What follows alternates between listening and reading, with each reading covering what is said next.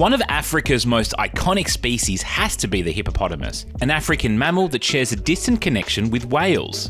Zoos Victoria is home to the only two species of hippopotamus, the common or river hippo at Werribee Open Range Zoo and the smaller pygmy hippo at Melbourne Zoo.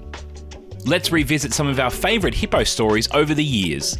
First, let's meet keeper Georgie to help explain the difference between common hippos and pygmy hippos. Felix is a pygmy hippo, which is quite different to a common hippo. So they're much smaller, they're solitary, they generally inhabit forest and swamp type habitats, whereas the common hippos are much larger and they generally live in groups known as a bloat and in river systems. So quite different between the two species. Unfortunately, in the wild, pygmy hippos are listed as endangered. They're suffering a number of different threats. The main threat to pygmy hippos is habitat loss and destruction, and that's generally caused by human-based activities such as logging or mining and farming.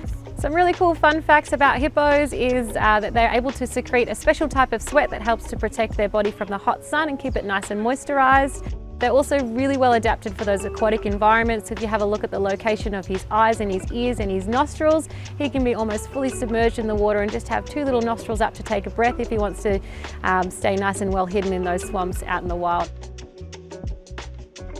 Let's head over to Werribee, where the hippo ladies are in training to receive very important tetanus shots.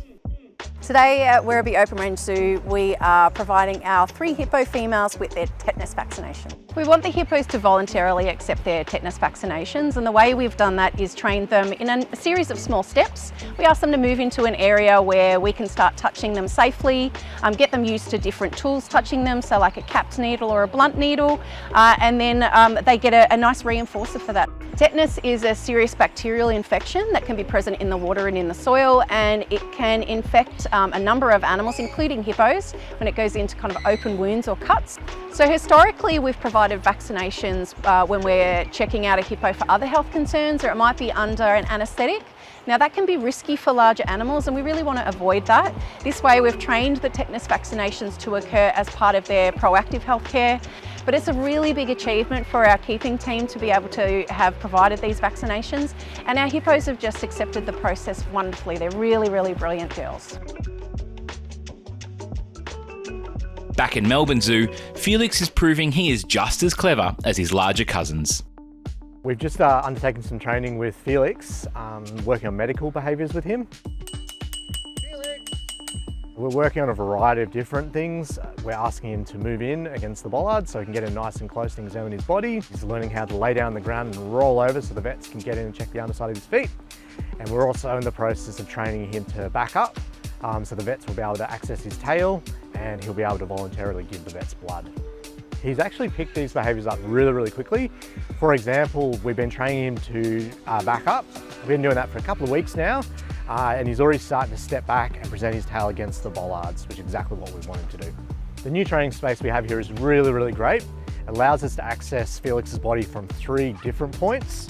We can feed him safely from the front, we can get to his back, and it also allows him to lay down on the ground and roll over, and he can put his feet out between the bollards so we can actually work with his feet, and it's safe for the keepers and safe for him as well. It really is all about choice and control for Felix.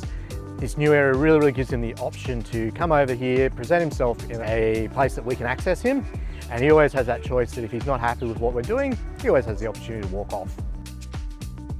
At Werribee, it's time for a dental check on these incredible chompers. Mouth and gum health is vital for any animal, especially the hungry hippo. Open mouth training allows keepers the ability to inspect the hippos for any teeth wear, injuries, or grass seeds stuck in tricky places. A whole host of animals take part in open mouth training, including Kalinda the cheetah. Good. Good. Open. Good. Good. And the African lions. Now it's time to end the video with a dessert, a frozen hippopsicle. It's a great way to help animals cool off with a novel food item. Felix chomped on some sweet potato, carrot and spinach, while the Werribee hippos cracked into a watermelon flavoured treat.